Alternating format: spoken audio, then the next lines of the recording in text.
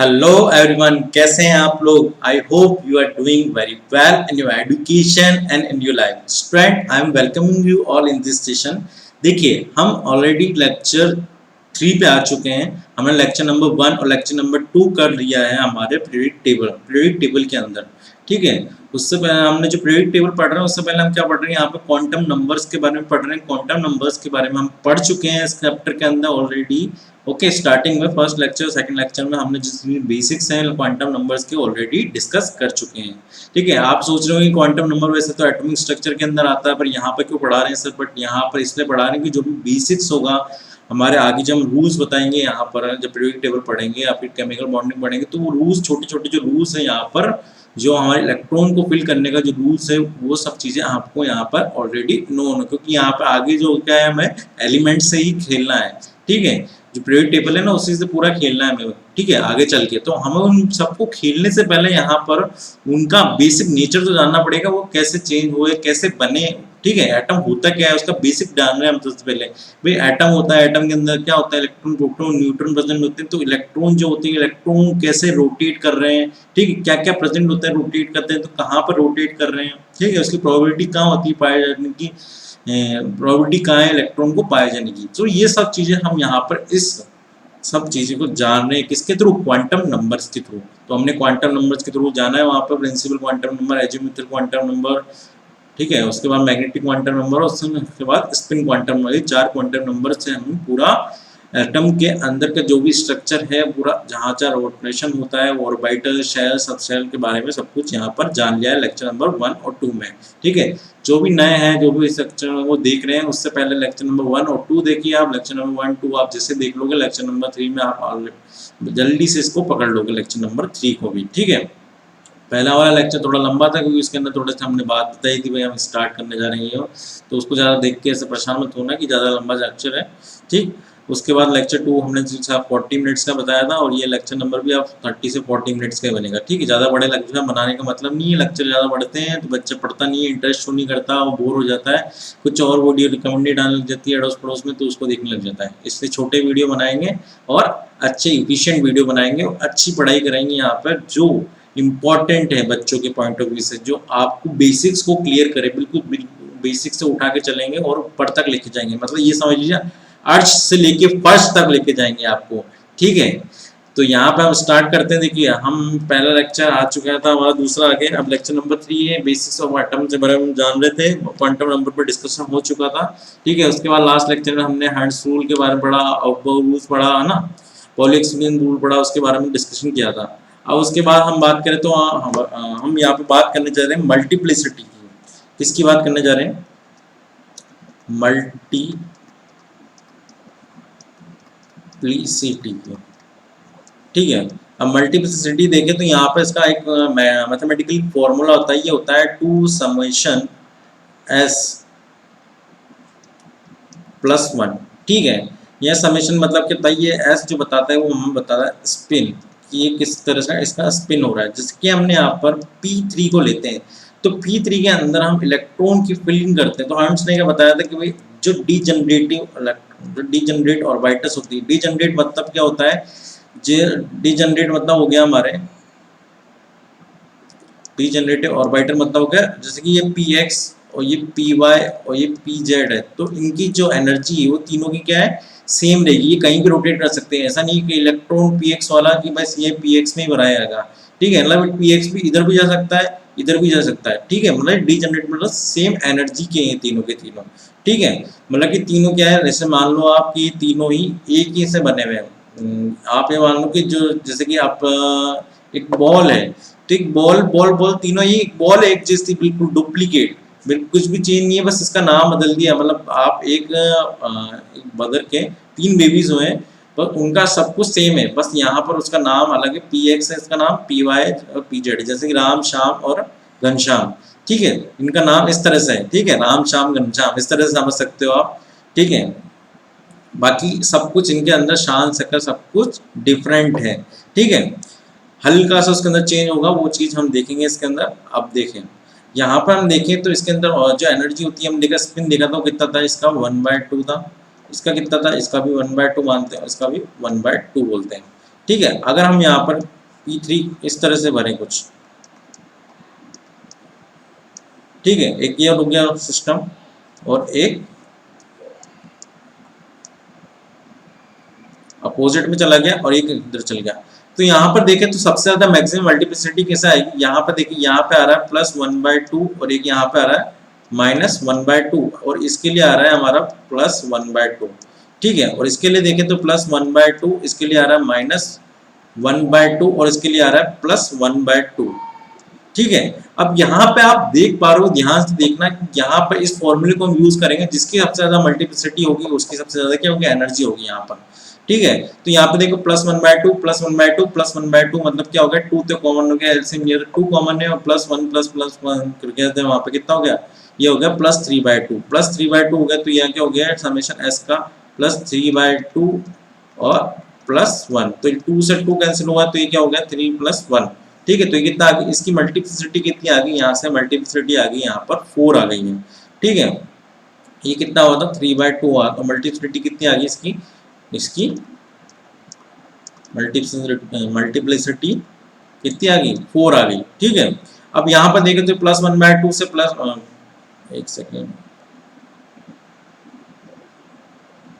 देखिए +1/2 से -1/2 कैंसिल हो गया, तो यहाँ क्या बचा, सिर्फ +1/2 बचा, ठीक है। तो इसकी मल्टीप्लिसिटी क्या आ जाएगी, यहाँ पे हम वैल्यू पुट करेंगे 2 1/2 +1, तो 2 से 2 कैंसिल हो गया, तो ये कितना आ गई, ये आ गई हमारी 1 + 1 2 आ गई। तो इसकी मल्टीप्लिसिटी कितनी आ गई, इसकी 2 आ गई।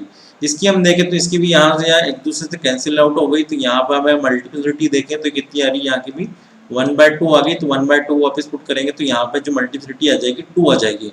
तो ठीक है, यहीं से हमारे हंट ने बोला था, क्या बोला, हंट्स रूल क्या बोलता है कि भाई जो हमारे डीजनरेटिव ऑर्बिटल्स होती है उनको जो भरने का तरीका है वो क्या है, सारे स्पिन सबसे पहले एक ही डायरेक्शन में रखें, ठीक है। इसी ठीक है, जो एक्सचेंज जो एनर्जी होगी यहाँ पे, जो पेयरिंग एनर्जी होगी वो बाद में देखी जाएगी, पर यहाँ पे जो मल्टीप्लिसिटी जो इलेक्ट्रॉन्स को फिल किया जा रहा है वो हंट्स रूल अकॉर्डिंग क्या बोला था कि सबकी डायरेक्शन सेम डायरेक्शन में रखना है, ठीक है। जैसे कि ऊपर ही रखना, ऊपर से नीचे रखा तो इसकी मल्टीप्लिसिटी क्या होगी, कम होगी। तो यहाँ पे मैक्सिमम मल्टीप्लिसिटी किसकी आ रही है, वो मैक्सिमम मल्टीप्लिसिटी किसकी आ रही है, वो आ रही है हमारे P3 की, जो single single electron same direction में, तो इसकी सबसे ज्यादा क्या होगी, हमारी मल्टीप्लिसिटी हो गई है, ठीक है। इसलिए बोला जाता है, जब आप आगे पीरियोडिक टेबल के अंदर पढ़ोगे तो जो हाफ फील्ड होता है, ठीक है, हाफ फील्ड के अंदर जब कई बार इलेक्ट्रॉन्स को इस तरह भी भरा जाएगा, इस तरह भी भरा जाएगा, ठीक है, तो उसमें पूछा जाएगा सबसे ज्यादा मल्टीप्लिसिटी किसकी होगी।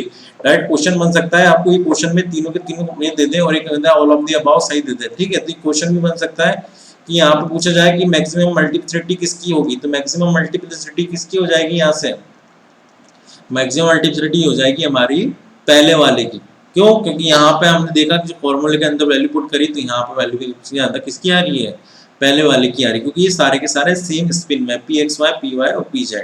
जैसे हमने यहाँ पर पेयरिंग अप करा तो पेयरिंग अप करने से यहाँ पे क्या हो गया, यहाँ पर पेयरिंग अप जो एनर्जी होगी यहाँ पर भी क्या होगी, पेयरिंग एनर्जी से यहाँ पे एनर्जी ऑब्जर्व करेगा, एनर्जी ऑब्जर्व करेगा तो यहाँ पर सिस्टम क्या होगा, डिक्रीज हो जाएगी, इसकी मल्टीप्लिसिटी डिक्रीज हो जाएगी। यहाँ पर ऐसे हुआ कि यहाँ पे भी +1/2 -1/t, तो मतलब एक तरह से यहाँ समझ सकते हो कि ये एक डायरेक्शन में मोटर घूम रही थी और इसके यहाँ से अपोजिट डायरेक्शन में मोटर घुमाने लग गए, ठीक है। वापस से एक ही डायरेक्शन में घुमाने लग गए मोटर्स को, ठीक है। तो वापस मोटर घुमाई, फिर वापस उल्टे अपोजिट डायरेक्शन में उल्टे घुमाई, फिर इस वापस से आगे एक सेम डायरेक्शन में क्लॉकवाइज डायरेक्शन में मोटर घुमाई, तो क्या हुआ, यहाँ पर जो अपोजिट डायरेक्शन एक मोटर घुमाया तो यहाँ पर क्या हुआ, इसने एनर्जी को ऑब्जर्व कर दिया, ठीक है। ठीक है, यहाँ पे जो एक्सचेंज करवाया, जो एनर्जी को एक्सचेंज करवाया, तो यहाँ पे क्या हो गया, यहाँ पर एनर्जी को रिलीज हुई, एनर्जी रिलीज तो एनर्जी क्या हुई, इंक्रीज हो गई, तो एनर्जी इंक्रीज हुई तो क्या हो गया, अनस्टेबल हो गया, ठीक है। तो ये था हमारा मल्टीप्लिसिटी, ठीक है। तो सबसे ज्यादा मल्टीप्लिसिटी किसकी आएगी, 4 वाले की आएगी, क्योंकि ये सारे के सारे क्या है, सेम डायरेक्शन में है, ठीक है। आगे हम बात करें तो हम बात कर सकते हैं एक्सचेंज एनर्जी की।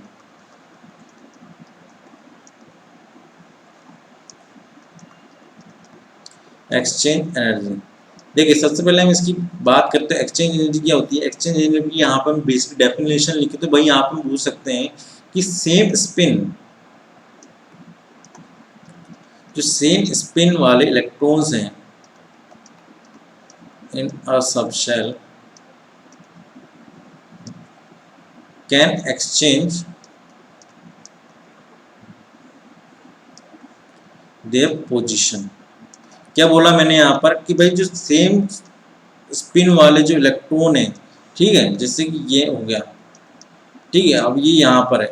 अब ये कर सकते हैं, ये दो ही इलेक्ट्रॉन मानो इसके अंदर, तो ये कर सकते हैं, यहाँ पर भी रोटेट कर सकता। अगर एक और इलेक्ट्रॉन होता तो ये यहाँ से रोटेट करके यहाँ भी जा सकता था, और ये भी रोटेट करके यहाँ से यहाँ जा सकता था। तो ये क्या कर सकते हैं, यहाँ पर ये सेम एनर्जी वाले इलेक्ट्रॉन, जो सेम स्पिन वाले इलेक्ट्रॉन है, वो अपनी सबशेल में क्या कर सकते हैं, एक्सचेंज कर सकते हैं अपनी पोजिशन को। अब यहाँ पर क्या बोल सकते हैं, in this exchange energy release, energy क्या होती है, रिलीज होती है, एनर्जी रिलीज होती है। दूसरे से क्या होता है, स्टेबिलिटी इंक्रीज होती है। ठीक है, जैसे ही अगर एक्सचेंज हो रहा है एनर्जी, यहाँ पर जो एनर्जी क्या हो रही है, ये क्या कर रही है, एक इलेक्ट्रॉन जो है, इलेक्ट्रॉन अपनी पोजीशन पे क्या कर रहे हैं, यहाँ पे एक्सचेंज कर रहे हैं सेम स्पिन वाले। पर जहाँ पे हम बात करें इन दिस एक्सचेंज, एनर्जी क्या हो रही है, स्टेबिलिटी इंक्रीज हो रही है।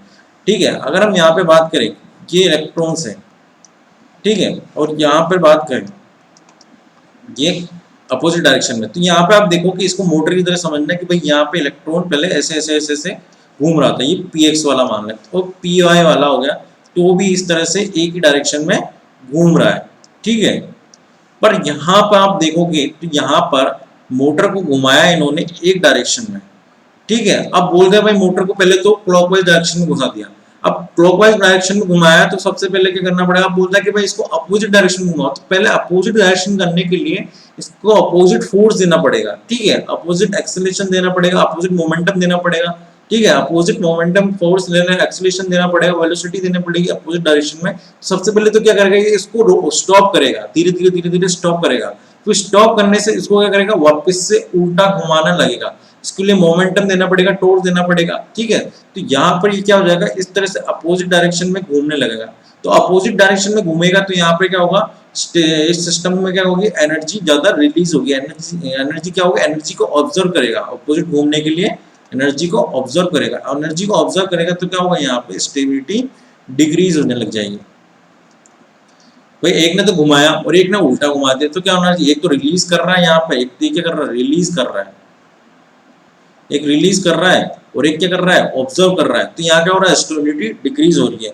हम वहीं पे बात करें तो यहाँ पे क्या हो रहा है, यहाँ क्या हो रहा है, एनर्जी रिलीज कर रहा है, और यहाँ पर भी क्या कर रहा है, ये भी रिलीज कर रहा है। तो यहाँ पर भी रिलीज की, यहाँ पर भी रिलीज करी, तो दोनों तरफ रिलीज करी, तो यहाँ पर क्या इजीली अपने इलेक्ट्रॉन्स को सेम स्पिन के अंदर एक्सचेंज कर सकता है अपनी पोजिशन से। तो जितना ज़्यादा एक्सचेंज करेगा उतनी ज़्यादा क्या होगी, यहाँ पर रिलीज होगी एनर्जी, एनर्जी रिलीज होने से यहाँ पर स्टेबिलिटी क्या होगी, इंक्रीज होगी। तो ये होती है हमारी एक्सचेंज एनर्जी। ठीक है, आई होप आपने ये समझ होंगे कि यहाँ पे क्या होती है, एक्सचेंज एनर्जी। तो ये चीज़ का रोल होता है हमारे इलेक्ट्रॉन को फिल करने के लिए। ठीक है, एक होती है हमारी पेयरिंग एनर्जी। ठीक है, एक थर्ड वाली होती है हमारी pairing energy.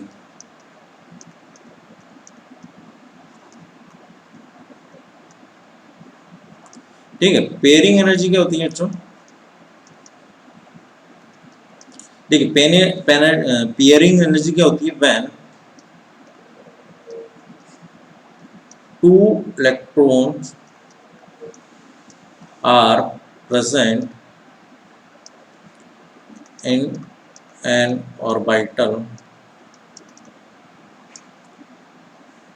they repel each other। क्या बोल रहा है, when जब दो इलेक्ट्रॉन प्रेजेंट होते हैं एक ही ऑर्बिटल के अंदर, तो क्या करते हैं, एक दूसरे को रिपेल करते हैं, ईच अदर। ठीक है, रिपेल करते हैं ईच अदर। उसके बाद हम बात करें और आगे, तो to pair up electrons in an orbital, to pair up an electron in an orbital, energy required। क्या बोल रहा है कि जब हम पेयर करते हैं इलेक्ट्रॉन्स को तो यहाँ पे एनर्जी रिक्वायर्ड होती है। ठीक है, due to pairing energy system become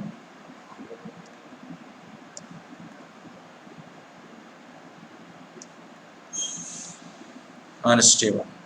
अब यहाँ के बोला है जब दो इलेक्ट्रॉन प्रेजेंट होते हैं एक ऑर्बिटल में तो क्या करते हैं, दो इलेक्ट्रॉन प्रेजेंट है अपोजिट डायरेक्शन में, मतलब ये मान लो आपकी एक कमरे के अंदर दो जने रखती है, दोनों जने क्या है अपोजिट नेचर के हैं, तो ना तो क्या करेंगे एक दूसरे को रिपेल करेंगे भैया, एक पढ़ाकू और एक बदमाश बैड बॉय, ठीक है, एक गुड बॉय एक बैड बॉय, ठीक है, तो बैड बॉय गुड बॉय क्या करेंगे एक दूसरे को रिपेल करेंगे भैया, इसको कुछ करता नहीं है, एक तो फुल मस्ती कर रहा है, फुल अय्याशी कर रहा है, सिगरेट दारू सब चल रहा है, गांजा वांजा सब मार रहा है भाई साहब, है ना, ऐसे सब मार रहा है, ऐसी ऐसी हरकतें कर रहा है भैया, फुल बिगड़ेल है, एक पैसे वाला का बेटा है, एक है भैया गरीब घर का बेटा, ठीक है, कॉलेज होता है, कॉलेज के अंदर कई बार ऐसा हो जाता है, ठीक है, ऐसा होता है, हाँ, कि एक बच्चा होता है वो पढ़ाकू होता है, बेचारा पढ़ना चाहता है, बहुत कुछ करना चाहता है अपनी लाइफ में, कुछ गेन करना चाहता है, पर कुछ एक ऐसा भी लड़का होता है जिसको सिर्फ अय्याशी मारने के लिए आया होता है, ठीक है, एंजॉय करना होता है, उसको कुछ नहीं करना, अपनी 4 साल लाइफ एंजॉय करनी है, फिर घर जाके अपने पापा का बिजनेस संभालना है, ठीक है, तो यहाँ पर ऐसा ही when two electrons are present in an orbital they repel each other, क्या करते हैं रिपेल करते हैं एक दूसरे को, to pair up electron in an orbital energy required, भाई उनको पेयर अप करने के लिए क्या होती है यहाँ पर एनर्जी रिक्वायर्ड होगी भैया, जो क्या होगा अब उसको क्या चाहता है भैया, वो भी चाहता है कि भाई मैं भी थोड़ी बहुत तो मस्ती कर लूं, और वो दूसरा वाला चाहता है कि मैं थोड़ा बहुत पढ़ लूं, ठीक है, थोड़ा बहुत उसको देख के उसके मन में भावना आ जाती है, यार ये इतना दिन में पढ़ता है, थोड़ा इसको देख के मैं भी पढ़ लूँ, कम से कम पास तो हो जाऊंगा, भले मस्ती तो मस्ती ही रहेंगे, तो यहाँ पे क्या होती है, यहाँ पे एनर्जी रिक्वायर्ड होती है, एनर्जी लगानी पड़ेगी अपनी, तो to pair up electron, pair up करने के लिए एक दूसरे को सिंक करने के लिए यहाँ पे क्या होती है to pair up electron and orbital energy क्या होगी यहाँ पर रिक्वायर्ड होगी, तो यहाँ पे क्या होगी due to the pairing energy system become unstable, क्या हो जाएगा, जो पहला उसका सिस्टम था वो क्या हो जाएगा, पहला सिस्टम क्या था वो खेलना कूदना और एक का पढ़ना लिखना, पर वो क्या कर रहे हैं एनर्जी लगा रहे हैं एक दूसरे की, भाई वो भी एनर्जी लगा रहा है कि मैं थोड़ी बहुत पढ़ाई कर लूँ, दूसरा बैड बॉय और एक गुड बॉय है, गुड बॉय क्या सोच रहा है मैं भी थोड़ी बहुत इसके साथ मस्ती कर लूँ, तो दोनों का पेयर अप हो जाएगा, ठीक है, पैरअप हो जाएगा, तो सिस्टम क्या होता है यहाँ पे इसका क्या होता है सिस्टम बिकम्स अनस्टेबल होने लग जाता है, पर जैसे ही पूरा स्टार्टिंग में अनस्टेबल होता है, जैसे कि आप देखेंगे अभी अब इसके अंदर हम समझने की कोशिश करते हैं, जैसे कि हमारे पास P3 है, ठीक है, अब P3 है मतलब यहाँ पे हमने इलेक्ट्रॉन को फिल करा,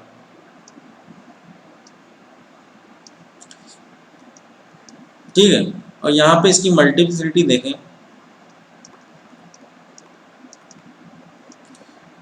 ठीक है, यह मल्टीप्लिसिटी इन तीनों के लिए देखें, और उसके बाद हम देखें इसको फर्स्ट नाम दे देते हैं, P3 के लिए बात कर रहे हैं,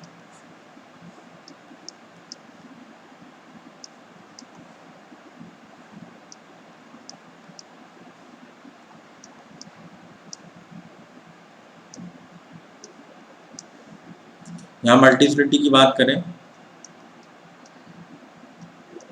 या एक्सचेंज एनर्जी की बात करें, और यहाँ पे हम बात करते हैं हमारी पेयरिंग एनर्जी की, ठीक है, अब मल्टीप्लिसिटी यहाँ पर देखें हमने, तो मल्टीप्लिसिटी देखी थी इन तीनों के लिए, कितनी थी हमारी मल्टीप्लिसिटी आ रही थी 4, ठीक है, अब इसके अंदर देखें हम यहाँ पे क्या हो रहा है, यहाँ पर ए रोटेशन जो हो रहा है, यहाँ पे क्या रोटेशन था पहले देखें, यहाँ पे ये रोटेट कर रहा था यहाँ से यहाँ, और एक रोटेशन यहाँ पे अलाउ है, ठीक है, तो यहाँ पे मल्टीप्लिसिटी कितनी हो रही है 4 हो रही है, ठीक है, हमने देखा था +1/2 +1/2 +1/2 करके हमने फॉर्मूला निकाला था, तो वहाँ पे क्या formula 2 summation mode summation s+1 थे, तो वहाँ से मल्टीप्लिसिटी आ गई थी, ठीक है, तो ये कितनी आ गई 4 आ गई, ठीक है, यहाँ पे रोटेट कर सकता, अब की एक्सचेंज एनर्जी यहाँ पे कितनी एक्सचेंज एनर्जी लगी, ये 1 2 और 3 तीन बार एक्सचेंज कर सकता है, तो ये एक्सचेंज एनर्जी कितनी होगी 3 होगी, पेयरिंग एनर्जी है कि यहाँ पे कोई पेयरिंग एनर्जी नहीं है, तो यहाँ पे पेयरिंग एनर्जी नहीं है, अब यहाँ पे बात करें यहाँ पर तो एक्सचेंज एनर्जी कितनी है, यहाँ पर एक्सचेंज एनर्जी 1 है, और यहाँ पर हमने मल्टीप्लिसिटी निकाली थी कितनी आ रही थी 2 आ रही थी,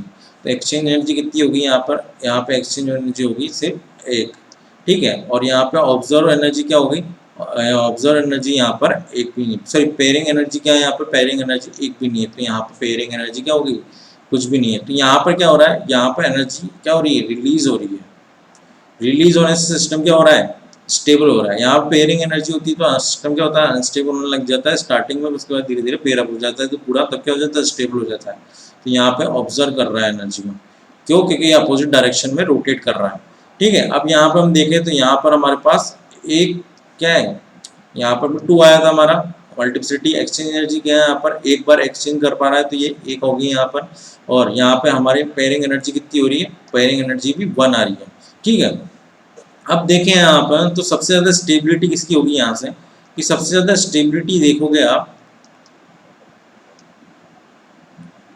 ठीक है, सबसे ज्यादा स्टेबिलिटी आप देख पा रहे होगे कि भाई पहले में मल्टीप्लिसिटी सबसे ज्यादा है, जिससे ज्यादा मल्टीप्लिसिटी होगी सबसे ज्यादा वो क्या होगा, सबसे ज्यादा स्टेबल होगा। सबसे ज्यादा मल्टीप्लिसिटी किसकी आ रही है, P3 में, जो सिंगल सिंगल वाले हैं। ठीक है, हमारे वन, इसको बोला ही थे हमने वन, ये टू और ये थ्री। ठीक है,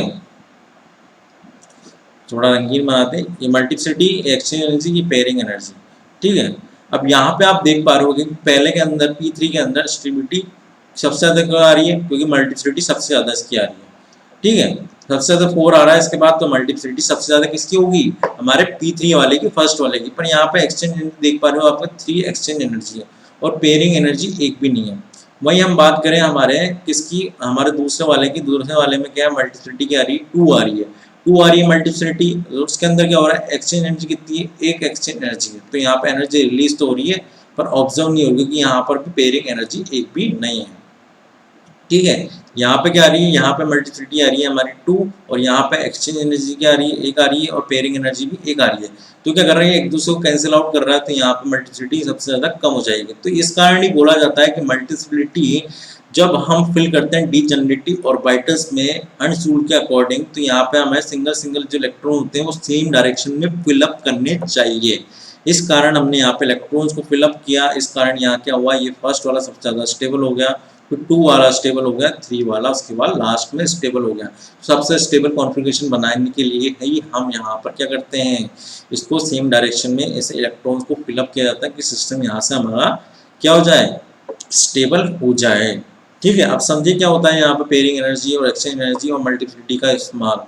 इसलिए हमने यहाँ पे इसको यूज़ किया P3 के अंदर। यहाँ पे हमने हाफ फील्ड है, ये हाफ फील्ड वाला है, तो ये क्या हो गया, सबसे ज़्यादा स्टेबल हो गया। ठीक, तो ये होती है हमारी पेयरिंग एनर्जी। अब ठीक है, अब थोड़ा हम देख लेते हैं एस, पी और डी के अंदर वे कैसे होती है हमारी पेयरिंग एनर्जी, मल्टीप्लिसिटी किस तरह से इस्तेमाल होता है उसका।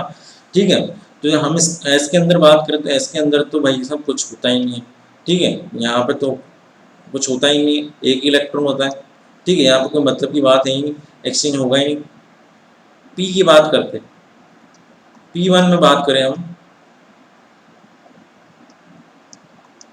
तो यहाँ पे क्या हो रहा है, एक इलेक्ट्रॉन है, तो यहाँ पे क्या हो जाएगा, इसका भी कोई मतलब नहीं, कोई एक्सचेंज नहीं है, कोई मल्टीप्लिसिटी आ जाएगी बस, 2 इसका तो कोई मतलब ही नहीं है। ठीक है, 2 वाले के अंदर बात करें हम, तो 2 वाले के अंदर क्या होगा, ये एक इधर चले गया, एक इधर चले गया, तो यहाँ पर क्या हो गया, एक्सचेंज एनर्जी कितनी होगी, यहाँ पर एक्सचेंज एनर्जी लिख देते हैं, पेयरिंग एनर्जी लिख देते हैं। ठीक है, तो एक्सचेंज एनर्जी कितनी होगी, ए होगी। पेयरिंग एनर्जी है क्या, नहीं है। P3 के अंदर देखें तो P3 के अंदर हम बात करें यहाँ पर, एक इधर एक इधर एक इधर। ठीक है, तो एक्सचेंज एनर्जी यहाँ पे कितनी हो गई, एक इधर हो गया, इससे एक इधर गया और एक इधर गया, तो कितना आ गई, यहाँ पे एक्सचेंज एनर्जी कितनी होगी, 3 होगी। ठीक है, यहाँ पे एक्सचेंज एनर्जी कितनी होगी, 3 होगी। यहाँ पे पेयरिंग एनर्जी क्या भैया, नहीं है। ठीक है, अब उसके बाद करते हैं हम P4 की बात। तो P4 के अंदर देखें हम,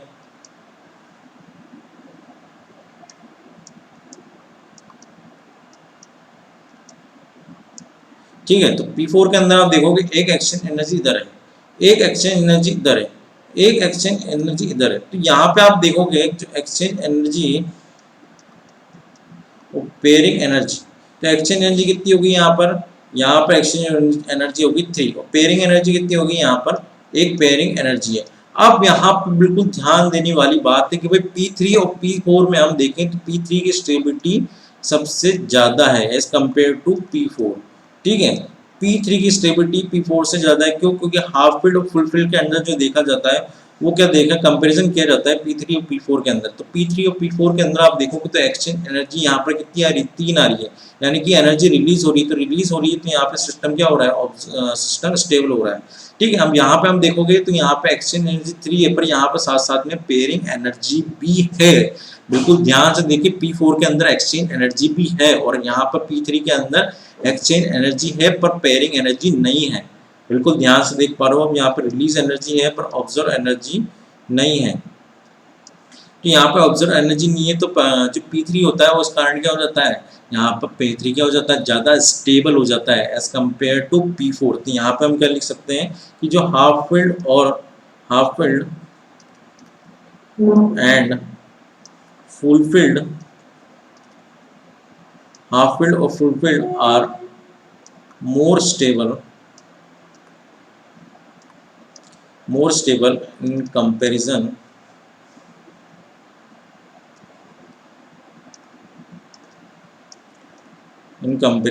of their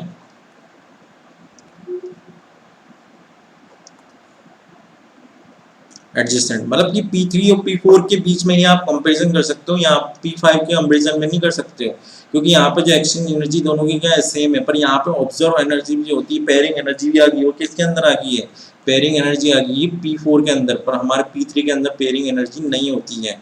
ठीक है, इस कारण क्या होता है यहाँ पर, ध्यान से देखें इसको, ये देखिए P3 है, P4 है, इसके अंदर रिलीज एनर्जी हो रही है, यहाँ पर ऑब्जर्व एनर्जी नहीं है, जबकि एक्सचेंज एनर्जी यहाँ पर है, तो यहाँ पर पेयरिंग एनर्जी भी प्रेजेंट है। तो दोनों प्रेजेंट होने के लिए क्या कर रहे हैं, एक्सचेंज एनर्जी क्या कर रही है, एक्सचेंज एनर्जी तो कर रही है, पर पेयरिंग एनर्जी आते से क्या कर रही है, उसको अपोजिट डायरेक्शन में घुमाने की कोशिश करेगी, मोटर को अपोजिट डायरेक्शन में घुमाने की कोशिश करेगी। तो एक्सचेंज एनर्जी जितनी हो रही होगी उससे क्या होगी, कम होगी, कम होगी, तो यहाँ पर सिस्टम क्या होने लगा, अनस्टेबल होने का लगेगा एज कम्पेयर टू P3। तो ये किसके अंदर पॉसिबल है, जो इसके एडजस्टेंट कॉन्फ़िगरेशन होता है ना, उसी के अंदर पॉसिबल है। तो हाफ फील्ड और full filled are more stable in comparison of their adjacent के लिए बिहाफ पे ही, वो एडजस्टेंट के बिहाफ पे ही हम बोल सकते हैं, यहाँ पर एडजस्टेंट के लिए ही बोल सकते हैं, बिहाफ पे नहीं, एडजस्टेंट के लिए ही बोल सकते हैं यहाँ पर। P5 के अंदर बात करें तो P5 के अंदर कैसा हो जाएगा, आप देखें, जब P5 हो गया यहाँ पर 1 2 3, अभी अपोजिट स्पिन भरेगा, अभी अपोजिट में स्पिन भरा तो एक इधर गया, एक इधर गया, एक इधर गया। ठीक है, ये तो हो गए। अब इसके अंदर तीन तो ये हो ही रहे हैं। ठीक है, अब उसके बाद हमारे पास ये दो और है, तो दो और है, तो हम क्या करेंगे, ठीक है, इन दोनों के बीच में भी होगा, अपोजिट स्पिन वालों के बीच में। आप समझ तो आ रहा है ना, यहाँ पे स्पिन ही कर रहा हूँ मैं, कुछ नहीं कर रहा, बस इसको इधर से इधर लेके जाना है वाली बात है कि इस घर से इस घर में घुसा दे, इस घर से आपके बगल वाले रूम से इधर वाले, मतलब आप इसे मान सकते हो तीन, एक कमरा, एक से तीन कमरे आपके लगातार लाइन से लगे हुए हैं। हॉस्टल में रहते हो या फिर आप घर पे रहते हो, तीन कमरे आपके लाइन से हैं। तो पहले कमरे से आपको दूसरे कमरे में डाला, और आपको एक तो कितनी प्रोबेबिलिटी है आपको ले जाने की, प्रोबेबिलिटी हम समझ रहे हैं यहाँ पे, पहले से दूसरे कमरे में ले जा सकता हूँ मैं आपको, ठीक है, और एक पहले से आपको तीसरे कमरे में ले जा सकता हूँ। एक तो ये प्रोबेबिलिटी होगी आपकी। और आपका अगर वो अपोजिट वाला आ गया, तो अपोजिट वाले के पास सिर्फ दो ही कमरे खाली है, एक तीसरे वाले में उसको अलाउंस नहीं आना, तो क्या कर सकता है, वो एक ही कमरे में रह सकता है उसके अपोजिट वाले में। ठीक है, तो यहाँ पे हम एक्सचेंज देखें तो एक्सचेंज कितने आगे, तीन तो ऑलरेडी है और इसका एक और, तो ये हो गया हमारे चार, चार एक्सचेंज। पेयरिंग एनर्जी देखें तो यहाँ पेयरिंग एनर्जी कितनी हो रही है, दो पेयर हो रहे हैं यहाँ पर एक दूसरे से, तो यहाँ पर पेयरिंग एनर्जी कितनी होगी, 2 हो गई। ठीक है, तो P6 के अंदर देखें तो P6 के अंदर हम बात करें तो देखिए,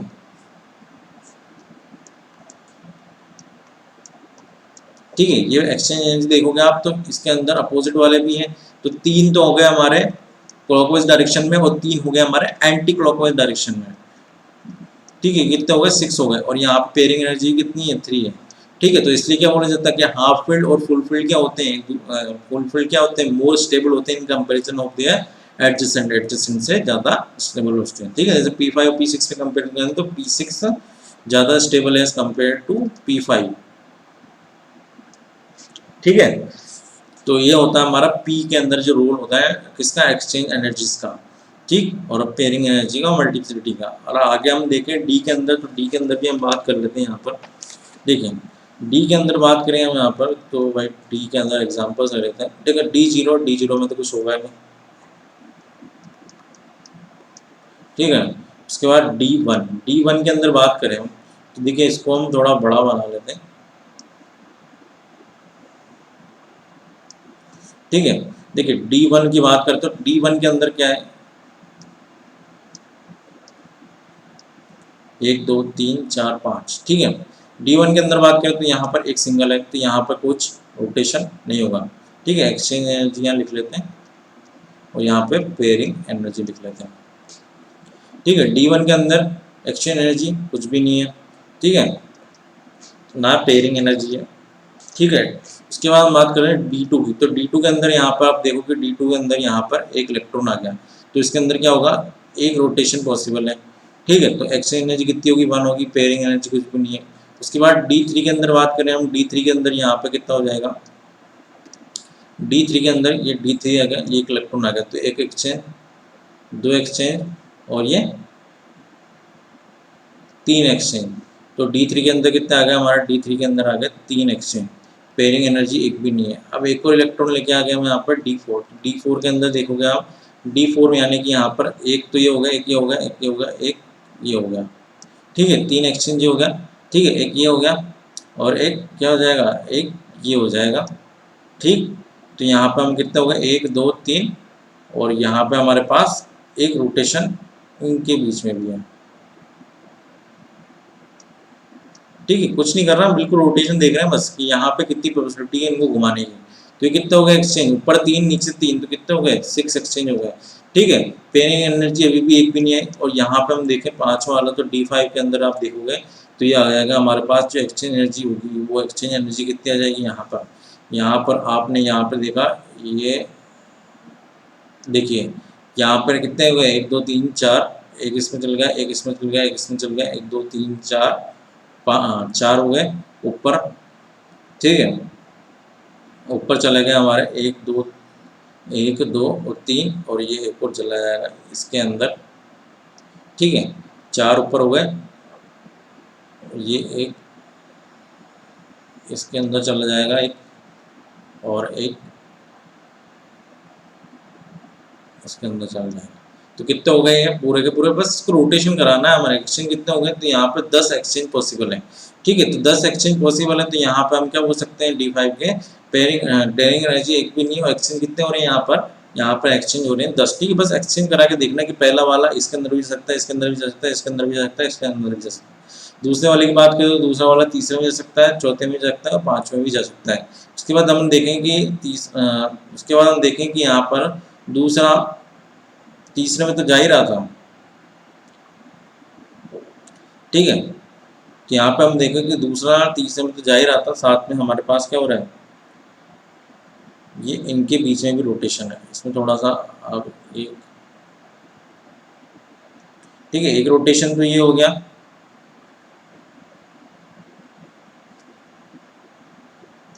ठीक, एक रोटेशन ये हो गया हमारा SP हो गया, एक रोटेशन ये हो गया, ठीक है। तो इसके अंदर इतने रोटेशन पॉसिबल है, ठीक है। अब इसके अंदर हम बात करें पेयरिंग एनर्जी, तो D6 की हम बात करें, तो D6 के अंदर हम बात करेंगे, तो D6 के अंदर कितने होते हैं हमारे पास, D6 के अंदर वापस 10 ही हो जाएंगे। यहाँ पे एक्सचेंज तो पॉसिबल नहीं है, 10 ही होगा, ठीक। इसके अंदर D6 के अंदर पेयरिंग एनर्जी कितनी होगी, पेयरिंग एनर्जी सिर्फ एक होगी, ठीक है। D7 के अंदर क्या हो जाएगा, D7 के अंदर 10 + 1 हो जाएगा, और इसके अंदर एक्सचेंज कितने हो जाएंगे, वापस 2 हो जाएंगे। D8 हो गया। D8 के अंदर हम देखें, D8 के अंदर हमारा कितना हो जाएगा, D8 के अंदर हमारे पास 10 + 3 हो जाएगा, ठीक है, और ये कितने हो जाएंगे 3, पेयरिंग एनर्जी हो जाएगी।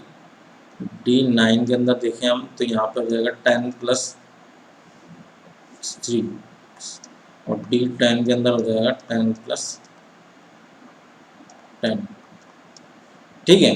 तो ये हो जाएगा हमारा पेयरिंग एनर्जी और एक्सचेंज, ठीक है, 10 इसके और 10 इसके, ठीक। तो यहाँ पे हम देखें तो इसके अंदर कितना हो जाएगा, 1 हो गया, 2 हो गया, 3 हो गया, और इसके अंदर हो जाएंगे 4 पेयरिंग, और इसके अंदर हो जाएगी 5 पेयरिंग, ठीक है।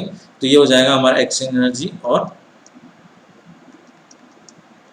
पेयरिंग एनर्जी, ठीक है। तो ये हो जाएगी हमारी एक्सचेंज एनर्जी और पेयरिंग एनर्जी D के अंदर, ठीक। बस यही है हमारा एक्सचेंज एनर्जी D एनर्जी का, ठीक है। ऐसे हमने P का देख लिया, S का देख लिया, P का देख लिया और D का देख लिया, ठीक है। और उसके बाद हम देखें तो F का आता है, और कोई दिक्कत नहीं है, ऐसे करते जाओ और पढ़ते जाओ। F का लंबा सारा है, इसका एक फॉर्मूला भी होता है, पर आप देख सकते हो इतना लंबा कुछ आता नहीं है, फॉर्मूला आप कहीं पढ़ लो तो लिख लेना भैया इसके साथ साथ में। तो बाकी तो यही है, बिल्कुल इजीली है कि बस यहाँ पे तो क्या हो रहा है, एक्सचेंज ही तो हो रहा है, ऐसा कोई बड़ी साइंस तो नहीं है, हार्ड साइंस रूल को हमें फॉलो तो कर नहीं रहे, लेकिन मेहनत तो करनी पड़ेगी। ऐसा तो नहीं है कि भैया प्री बोर्ड में सब कुछ सीख जाएंगे और भैया आ गया एक दिन में, पढ़ा वीडियो देखा और सब सीख गए, ऐसा नहीं है भैया। IIT है, IIT कोई मजाक की बात नहीं है। आप अगर IIT में आप जिस दिन लग गए ना, जिस दिन आप IIT के कॉलेज के अंदर घुस गए, ठीक है, उस दिन आप अपनी जब कॉलोनी में वापस आओगे, या फिर कहीं घूमने जाओगे, या फिर कहीं फैमिली फंक्शन में जाओगे, तब आपको पता पड़ेगा कि आपको लोग कैसे आके पूछेंगे, भैया आप तो IITians हो, हाँ सर, भैया आप बच्चे आके पूछेंगे, भैया आप IIT से पढ़ के आए हो, है ना। तो भैया एक आईआईटी का टैग एक बहुत बड़ा टैग है, ठीक है, क्योंकि ये आप देखो इंडिया का टफेस्ट एग्जाम आता है ये इंजीनियरिंग के अंदर, ठीक है। 11th 12th की बेसिस में बात करते हैं, सबसे टफेस्ट एग्जाम है ये आईआईटी। और आप जब लग जाओगे और उसके बाद यहाँ से 4 साल बाद प्लेसमेंट ले लेते हो सीएसआईटी ब्रांच से, मुंबई में या फिर दिल्ली से, आप गूगल वगैरह हो गए, माइक्रोसॉफ्ट हो गए, वहाँ पे आप प्लेसमेंट ले लेते हो भैया, तो फिर देखो वाह वाह है, वाह वाह आपकी। तो मतलब लोग आप जो उसको आप जानते भी नहीं, जिससे कोई बात भी नहीं करी, वो आपके अड़ोसी पड़ोसी बोले एग्जाम्पल लेके, और वो हमारे पड़ोस में भैया उनकी तो इतनी रैंक आई थी और आईआईटी, और आज तो गूगल में काम कर रहे हो, ऐसे ऐसे नाम लिए जाएंगे आपके। तो भैया बिल्कुल मन लगा के दिल लगा के पढ़ाई करनी है, जितना दिल लगा के मन लगा के पढ़ाई करोगे, कि अभी 2 साल का मौका है, अगर आप 11th अपेयरिंग हो तो 11th अपेयरिंग हो तो, और अगर 12th में अपेयरिंग हो तो 12th में भी आप 1 साल का मौका है, आप रिवीजन कर रहे हो इस वजह से पढ़ के, ठीक है। अगर आप रिवीजन कर रहे हो तो कुछ नहीं, आप 1.5 या 1.75 या 2 करके इसको देख सकते हैं वीडियो को, ठीक है। तो आप भैया बिल्कुल मोटिवेट रहना है आपको, देखिए कभी हिम्मत नहीं हारनी। हिम्मत जिस दिन आप हार जाओगे ना, उस दिन ही आप सब कुछ टूट जाएगा, उस दिन आपकी रैंक चली जाएगी, जाने कहा किसी और के नहीं वाले। देखो हमारी किस्मत क्या है, एक जैसी तो कभी भी नहीं रह सकती, हमेशा कुछ ना कुछ होता है। तो हमें उसके लिए तैयार रहना है ऑलरेडी, कि भैया कुछ ना कुछ तो हमेशा होता ही रहता है, कभी किसको क्या हो रहा है, कभी क्या हो रहा है। लक बाय चांस अभी आपको कुछ ना हो, पेपर से पहले क्या पता आप इतना पढ़ लो, बढ़िया आराम से पढ़ लो, कि उस दिन बुखार आ जाए, आपको फीवर आ जाए, आप पेपर दान जा ही नहीं पाओ, ठीक है। मलेरिया हो जाए, डेंगू हो जाए, अब तो कोविड चल रहा है, कोविड हो जाए तो कैसे जाओगे आप, देखें। तो बिल्कुल आपको तो अपनी मेहनत पूरी तैयार रखनी है, कि भैया कोविड हो गया नहीं लगा हमारे भाई साहब, तो भाई साहब और भी एग्जाम है, बिटसेट है, ठीक है। बिटसेट का है, मणिपाल यूनिवर्सिटी है फॉरेन की जो है, अच्छी अच्छी यूनिवर्सिटी है, वहाँ से आप कर ले तो भाई 1-1 करोड़ के पैकेज लग जाएंगे बनना, कोई चिंता की बात नहीं। पर ध्यान से पढ़ो, कौन कहता है इंजीनियर को जॉब नहीं मिलती, भाई अगर आप ध्यान से पढ़ोगे, मेहनत करके पढ़ोगे, भाई महीना मेहनत की नहीं मिलेगी। पहले ये था कि भैया कहीं से भी कॉलेज करके आ गए तो आपको जॉब मिल जाती थी, अब भैया ऐसी बात नहीं है, अब तो मेहनत करनी पड़ेगी, क्योंकि हर अब जैसे आप बोलते थे इलिटरेट है इंडिया, पर अब जिस जिस धीरे धीरे लिटरेसी बढ़ रही है, तो भैया कुछ ना कुछ तो क्रीम चाहिए आपको, भाई टैलेंट होगा आपके अंदर, तभी तो कंपनी को हायर करेगी आपको, तभी तो जॉब लगेगी। और ऐसा नहीं है तो भैया फिर अपना बिजनेस करो, फादर का बिजनेस करो, बस अपना टाइम पास के लिए पढ़ना है तो पढ़ लो, टाइम पास के लिए, भाई टाइम पास के लिए भी पढ़ना नहीं चाहिए बिल्कुल आपको। तो जैसे कि आप बिजनेस कर रहे हो, आपका फादर का बिजनेस है, बहुत अच्छा बिजनेस है, लक बाय चांस कोविड जैसी कंडीशन है, कुछ और कंडीशन हो गई, तो भैया आप अगर ITCS कंपनी में होते हैं तो एटलीस्ट आपका अच्छा खासा पैकेज होता, तो वर्क फ्रॉम होम भी करते, तो आप तो करोड़ों के पैकेज में खेल रहे हो। तो पेरेंट्स को अगर आपकी कंपनी अगर बंद भी रहती पेरेंट्स की, तो आपकी तो कोई दिक्कत ही नहीं है, कि आप तो करोड़ों के पैकेज में, कि पापा को बोल सकते हो पापा दिक्कत नहीं है, मैं अभी कमा रहा हूँ, बोल सकते हो, तो पापा को कितना प्राउड फील होगा, ठीक है। तो ऐसा नहीं है कि भैया हर चीज़ हमेशा कंडीशन खराब हो जाती है, कभी भी कुछ भी हो सकता है जीवन में, ठीक है। हमने कभी सोचा नहीं था कोविड आएगा अपनी लाइफ में, 2-3 साल ऐसे 4 साल बिगड़ जाएंगे अपनी लाइफ के, हमने नहीं सोचा था, और देखो बिगड़ रहे हैं, ठीक है। काफ़ी कंडीशंस चेंजेस हो जा रहे हैं, जैसे पहले था पूरा सिस्टम वैसा का वैसा सिस्टम नहीं रहा। तो बिल्कुल हमें ध्यान से पढ़ते जाना है, कि पढ़ाई हमारे से कोई नहीं छीन सकता, सब कुछ छीन लेगा हमसे, पर हमारी पढ़ाई कोई नहीं छीन सकता हमसे। आपकी गर्लफ्रेंड भी आके चले जाएगी, मिल लेगी, बीवी भी आ जाएगी, माँ बाप भी आ जाएंगे आपके साथ रह लेंगे, एक उम्र होगी वो भी चले जाएंगे, ठीक है। पर आपकी पढ़ाई आपके साथ है, ठीक है। तो आप पढ़ाई है तो भैया आपको कभी अगर अगर दिक्कत आती है, तो पढ़ाई के बल से आप अपने चीज़ें को, अपनी राइट्स को आप कुछ ले सकते हो वापस। तो बिल्कुल भैया ध्यान से पढ़ना है, एंजॉय करनी है अपनी क्लास को, ठीक है।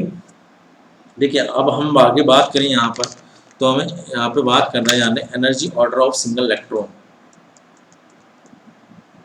Energy order of single electron. थोड़ा कलर बदलते हैं, थोड़ा लाइफ को रंगीन बनाते हैं, नीला कलर ले। तो देखो डिपेंड्स, देखो एनर्जी ऑर्डर जो सिंगल इलेक्ट्रॉन होता है वो एनर्जी किस पर डिपेंड करती है, डिपेंड्स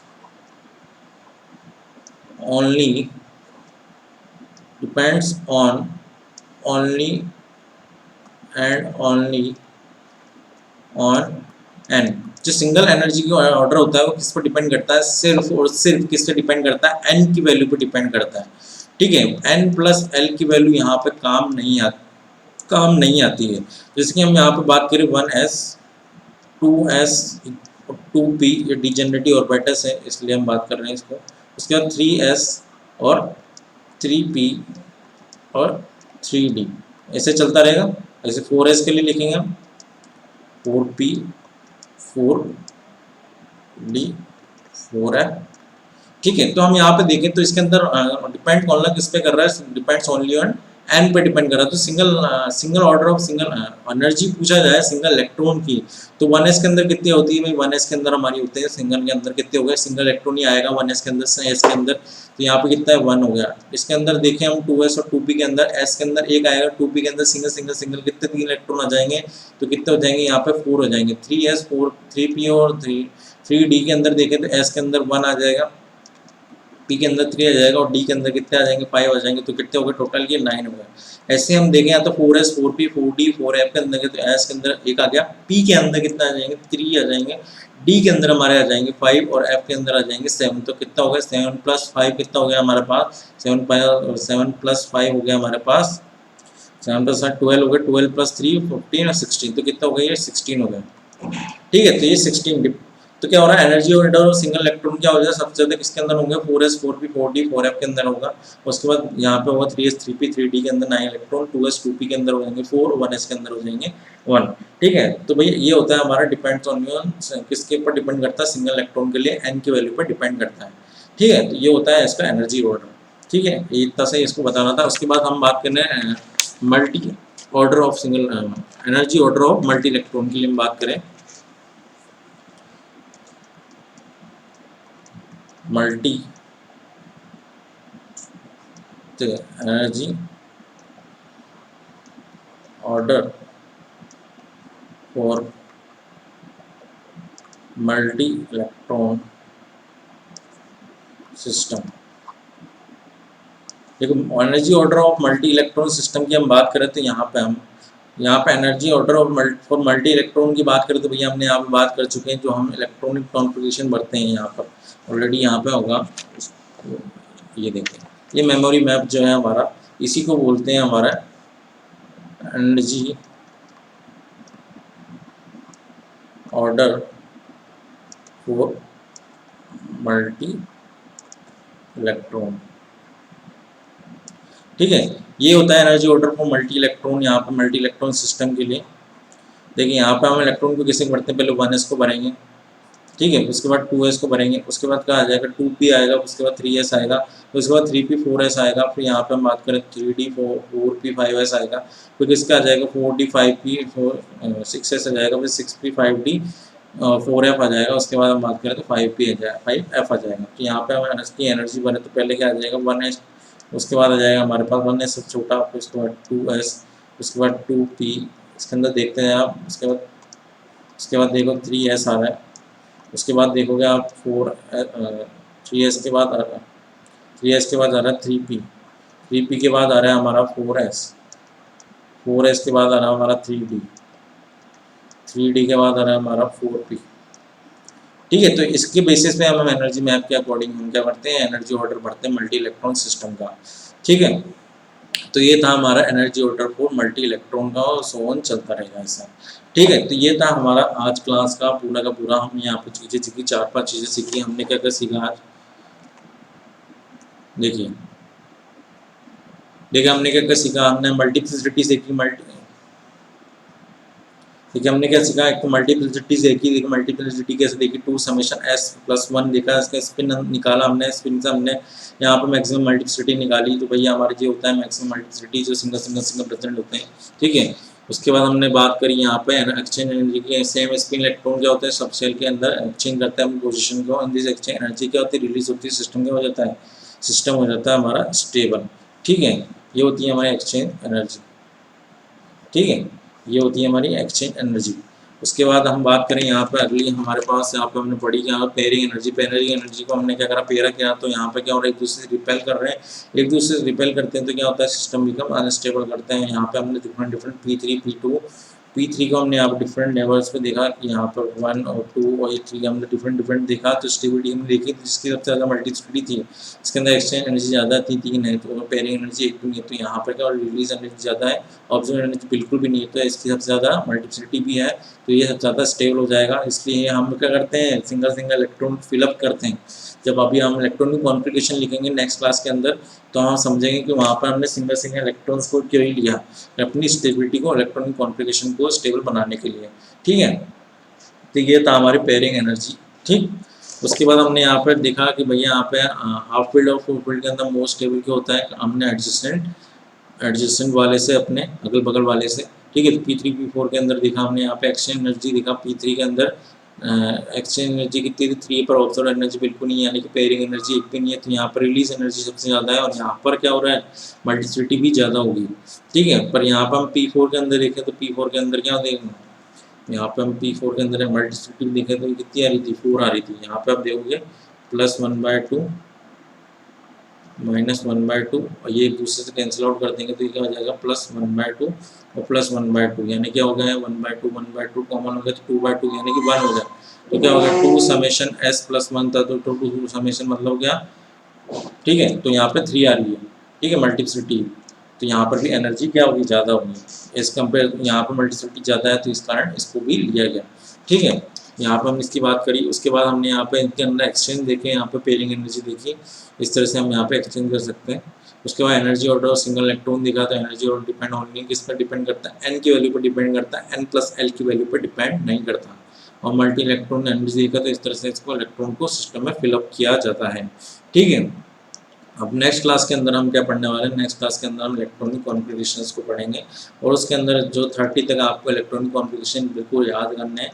ठीक है, 30 तक आपको इलेक्ट्रॉनिक कॉन्फ़िगरेशन याद भी करने हैं, और आपको दिमाग में नाम याद होना चाहिए कि hydrogen, helium, lithium, beryllium, boron, carbon, nitrogen, ऐसे करते करते जिंक तक तो पूरा आपको, हाइड्रोजन से जिंक तक पूरे के पूरे याद होना चाहिए मुंह पर, क्योंकि ये कॉमनली यही घूमते हैं मोस्ट प्रोबेबली। स्टार्टिंग में आप कहीं आगे भी पढ़ोगे फिजिकल केमिस्ट्री, तो फिजिकल के अंदर यही क्वेश्चन घूमते रहते हैं। ठीक है, तो आपको इन चीज़ों को पूरा अच्छे से ग्रैप अप करना है, और क्योंकि थोड़ा डाटाबेस वाला चैप्टर है, तो भैया हमें सिस्टम पहले से आ चुका था। ठीक है, बट डाटाबेस पहले से आ चुका था, उसको याद करने का तरीका बाद में हमने बनाया है, तो इसलिए हमने इसको याद करने का तरीका बनाया। तो इसके अंदर एक्सेप्शन आएंगे, तो एक्सेप्शन वो आएंगे तो मैं आपको नेक्स्ट क्लास के अंदर इसको पढ़ाऊँगा। ओके, सो हमारी क्लास यहीं पर ख़त्म होती है। Okay, thank you who are watching this lecture. Okay, and please इसको सब्सक्राइब करिए, लाइक करिए और शेयर करिए अपने फ्रेंड्स से, बिल्कुल। Okay, thank you.